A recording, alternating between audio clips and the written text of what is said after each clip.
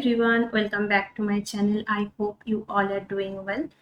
তো আমরা প্রিপোজিশনের উপরে ক্লাস করছিলাম। আজকে আমাদের তৃতীয় নম্বর ক্লাস। চলো দেখে নিই আজকের কোশ্চেন কি কি রয়েছে।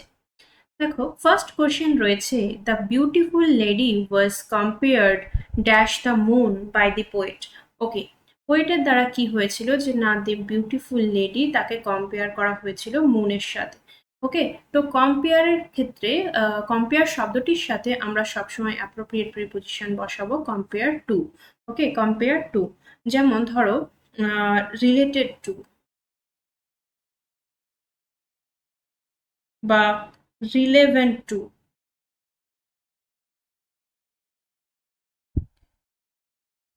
পার্টিনেন্ট টু বা similar to, akin to, identical to, এই সমস্ত শব্দগুলোর সাথে কিন্তু আমরা টু প্রিপোজিশনটাকে অ্যাপ্রোপ্রিয়েট প্রিপোজিশন হিসাবে ইউজ করব। ওকে, তাহলে সঠিক উত্তর হয়ে যাচ্ছে the beautiful lady was compared to the moon by the poet. Next বলছে she is absorbed dash meditation. Okay, absorbed in যখনই কোনো বিষয়ে একেবারে মগ্ন হয়ে যাওয়া বোঝায় বা একেবারে তার ভিতরে ঢুকে যাওয়া বোঝায়, তো সেটাতে বুঁদ হয়ে থাকা বোঝায়, সেক্ষেত্রে আমরা absorbed এর সাথে অ্যাপ্রোপ্রিয়েট প্রিপোজিশন ইউজ করব absorbed in বা engaged in, যেমন হয় engaged in। ওকে, আরেকটি শব্দ পরীক্ষায় বারবার আসে, সেটি হচ্ছে পারসিস্ট। পারসিস্ট ইন মানে হচ্ছে কোনো কিছুকে কন্টিনিউ করা বা অব্যাহত রাখা। একাধিকবার কোনো রকম ফল্ট আসছে বা একই কাজ ভুল হচ্ছে, তা সত্ত্বেও সেটাকে কন্টিনিউ করে যাওয়া, সেই অর্থে আমরা পারসিস্টের সাথে অ্যাপ্রোপ্রিয়েট প্রিপোজিশন ইউজ করব পারসিস্ট ইন। আর আরেকটি হয় ইনসিস্ট অন মানে হচ্ছে কোনো কাজ জোর দিয়ে করা। ওকে, তো এই দুটো শব্দও কিন্তু পরীক্ষায় বারবার আসে, পারসিস্ট ইন এবং ইনসিস্ট অন। এখানে সঠিক উত্তর তাহলে হয়ে যাচ্ছে she is absorbed in meditation. Next বলছে the senior officer was angry dash the subordinates. Okay, অ্যাংরির সাথে অ্যাংরির অ্যাপ্রোপ্রিয়েট প্রিপোজিশন হয়ে যাবে অ্যাংরি উইথ। যখনই কোনো ব্যক্তির উপর রাগান্বিত হবে, কোনো পার্সন বা ব্যক্তিকে বোঝাবে, তখন সেক্ষেত্রে আমরা অ্যাংরির সাথে বসাবো অ্যাংরি উইথ। আর অ্যাংরি অ্যাবাউট কখন হবে না, অ্যাংরি অ্যাবাউট হবে যখন কোনো ঘটনা বা বিষয়ের ক্ষেত্রে সে রাগান্বিত, সেক্ষেত্রে আমরা অ্যাংরি অ্যাবাউট বসাবো। For example, what is he angry about, সে কোন বিষয়ে রাগান্বিত। ওকে, অথবা আরেকটি হয়, সেটা হচ্ছে অ্যাংরি অ্যাট।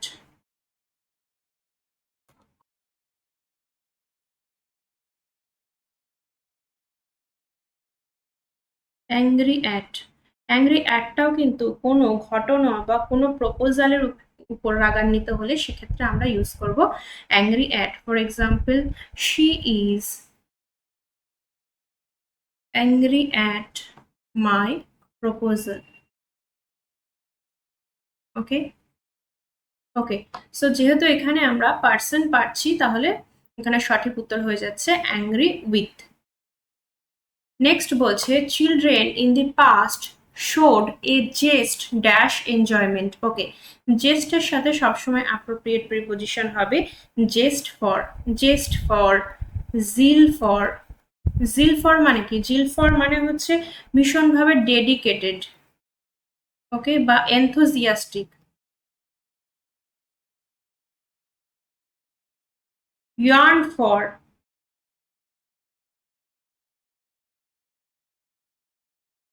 ফর মানে হচ্ছে আকাঙ্ক্ষা করা বা আশা করা। Craving for,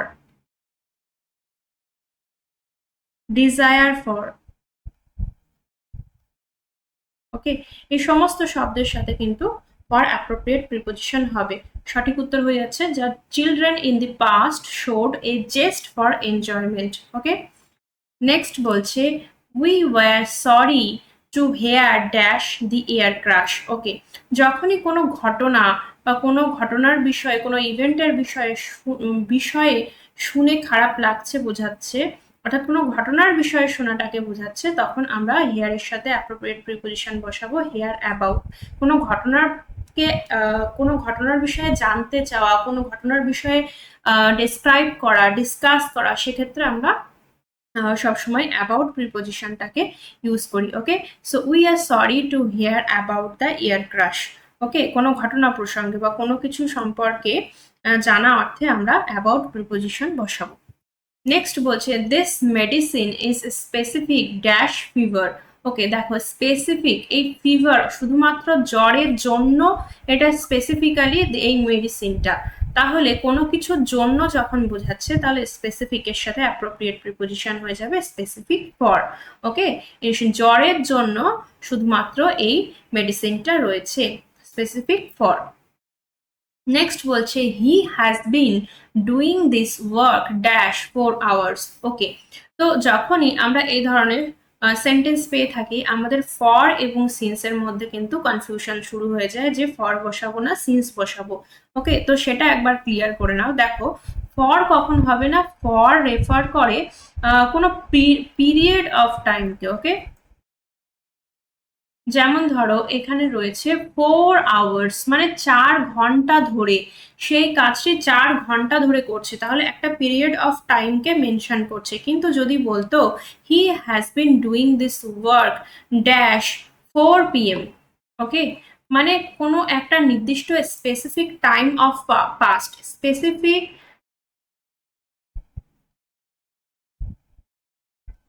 time, specific time in the past. Okay, পাস্টের কোনো স্পেসিফিক টাইমকে বোঝাবে যখন, তখন আমরা সিন্স ইউজ করব, সেক্ষেত্রে আমরা ইউজ করব সিন্স।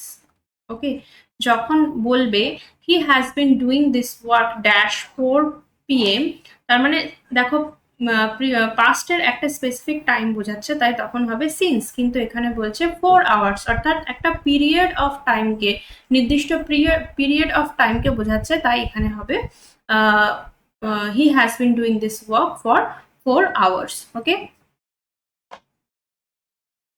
নেক্সট দেখো বলছে the child is far in advance dash the rest of the class. Okay, in advance of, okay, in advance of এটা কিন্তু একটা phrase, in advance of appropriate preposition হয়ে যাবে এখানে অফ। ইন অ্যাডভান্স অফ মানে হচ্ছে অ্যাহেড অফ, সর্বাগ্রে, সবার আগে, এটা একটা ফ্রেজ। ওকে, এই এখানে তাহলে সঠিক অপশন হয়ে যাচ্ছে অপশন নাম্বার এ। নেক্সট বলছে he was alienated dash his friend after their quarrel. Okay, alienated, alienated এর পরে হয়ে যাবে এলিয়েনেটেড ফ্রম। এলিয়েনেটেড ফ্রম মানে কি, মানে আলাদা হয়ে যাওয়া বা বিরত থাকা। যেমন ধরো abstain from, detach from, detached from. Okay, কোনো কিছু থেকে বিরত থাকা, কোনো কিছু থেকে আলাদা হয়ে যাওয়া, সেটাকে বলা হচ্ছে সেক্ষেত্রে আমরা ফ্রম প্রিপোজিশনটাকে অ্যাপ্রোপ্রিয়েট প্রিপোজিশন হিসাবে ইউজ করব। ওকে, নেক্সট বলছে she is very glad dash my result. Okay, গ্ল্যাডের সাথে আমরা গ্ল্যাড অ্যাট, গ্ল্যাড অ্যাট কখন বসাবো, যখন কোনো বিষয়ে আমরা খুশি থাকবো। ওকে, হ্যাপি অথবা প্লিজড হব, এই ধরনের সেন্স আসবে, তখন আমরা গ্ল্যাডের সাথে বসাবো অ্যাট। আর যদি কোনো বিষয়ে কোনো অপরচুনিটি বা কোনো বিষয়ের ক্ষেত্রে আমরা গ্রেটফুল হই, ওকে, বা থ্যাঙ্কফুল হই, সেক্ষেত্রে আমরা গ্ল্যাডের সাথে ইউজ করব glad of. Okay, glad of. For example যদি বলি যে he would be glad of your help, অর্থাৎ তোমার সাহায্য দ্বারা কিন্তু সে, তোমার সাহায্যের জন্য সে কিন্তু গ্রেটফুল হবে বা থ্যাঙ্কফুল হবে, এই ধরনের সেন্স যখন আসবে তখন আমরা গ্ল্যাডের সাথে ইউজ করব গ্ল্যাড অফ। আর যখন শুধুমাত্র খুশি হওয়া, প্লিজড হওয়া এই ধরনের সেন্স আসবে, অর্থাৎ সে আমার রেজাল্ট দেখে খুশি হয়েছে, প্লিজড হয়েছে, সেজন্য আমরা বসালাম গ্ল্যাডের সাথে অ্যাপ্রোপ্রিয়েট প্রিপোজিশন অ্যাট। নেক্সট বলছে this is very much fatal dash his prosperity. Okay, ফ্যাটালের সাথে অ্যাপ্রোপ্রিয়েট প্রিপোজিশন এখানে হয়ে যাবে fatal to. Okay, fatal to. This is very much fatal to. Fatal to মানে হচ্ছে মারাত্মক, ডেডলি, ভীষণ খারাপ, মারাত্মকভাবে খারাপ, সেটাকে আমরা বলছি ফ্যাটাল টু। নেক্সট রয়েছে speculation dash bank shares may bring profits. ওকে, স্পেকুলেশন মানে কি? স্পেকুলেশন মানে হচ্ছে অনুমান করা বা গেস করা। তাহলে ব্যাংক শেয়ার্সের যে অনুমান, সেটা কি করবে না, তার জন্য প্রফিট এনে দেবে। তাহলে স্পেকুলেশনের পরে অ্যাপ্রোপ্রিয়েট প্রিপোজিশন হয়ে যাবে speculation in. Speculation in bank shares may bring profits. Okay, next বলছে the lecture will speak dash social values tomorrow. Okay, এখানে আমাদের মনে হতে পারে স্পিকের পরে অ্যাবাউট হবে, কারণ কোনো একটা জিনিসের বিষয়ে সে কথা বলতে চলেছে, কিন্তু অ্যাবাউট তো দেখো আমাদের অপশানেই নেই। ওকে, তো অ্যাবাউট যখন থাকবে না, তখন আমরা অ্যাপ্রোপ্রিয়েট প্রিপোজিশন এখানে ইউজ করব স্পিক অন। যখনই কোনো লেকচার দেবে এবং কোনো একটা নির্দিষ্ট বিষয়ের উপরে কোনো অডিয়েন্সকে, ওকে, কোনো অডিয়েন্সকে অ্যাড্রেস করে কেউ লেকচার দিতে চলেছে কোনো একটা পার্টিকুলার বিষয়ের উপরে, সেই রকম সেন্স যখনই আসবে, আমরা তখন স্পিকের সাথে অ্যাপ্রোপ্রিয়েট প্রিপোজিশন ইউজ করব স্পিক অন। ওকে, নেক্সট বলছে I shall abide dash your decision. Okay, abide এর পরে অ্যাপ্রোপ্রিয়েট প্রিপোজিশন হবে অ্যাবাইড বাই। অ্যাবাইড বাই মানে হচ্ছে মেনে চলা, কোনো কিছুকে মেনে চলা। ওকে, আবার অ্যাবাইড উইথ হয়। অ্যাবাইড উইথ মানে হচ্ছে কারোর সাথে বসবাস করা। অ্যাবাইড উইথ মানে হচ্ছে কারোর সাথে বসবাস করা। For example she abide with her parents, অর্থাৎ তার প্যারেন্টসের সাথে সে বাস করে। আবার যদি বলি অ্যাবাইড ইন অথবা অ্যাট, অ্যাবাইড ইন বা অ্যাট মানে হচ্ছে কোনো একটা নির্দিষ্ট স্থানে বাস করা। ওকে, কেউ যদি কোনো একটা নির্দিষ্ট স্থানে বাস করে সেই সেন্স বোঝায়, তাহলে আমরা অ্যাবাইডের সাথে ইউজ করবো ইন অথবা অ্যাট। আর যখন কোনো কিছুকে মেনে চলা বোঝাবে, তখন আমরা ইউজ করব অ্যাবাইড বাই। নেক্সট বলছে this plot of land has been allotted to me. Allotted to me. Okay, allotted এর পরে অ্যাপ্রোপ্রিয়েট প্রিপোজিশন হয়ে যাবে টু মি। অ্যালোটেড টু মানে হচ্ছে গিভেন টু, আমাকে দেওয়া হয়েছে, আমার জন্য দেওয়া হয়েছে। ওকে, আমাতে দেওয়া হয়েছে। নেক্সট বলছে he succeeded by the dint dash his hard labour. Okay, by the dint of, এটাও একটা phrase. By the dint of মানে হচ্ছে বাই মিনস অফ, অর্থাৎ কোনো কিছু দ্বারা কোনো কিছু পাওয়া, এই কাজটা করে সে পেয়েছে, বা বাই দ্য মিনস অফ অথবা বিকজ অফ, এটার কারণে সে পেয়েছে।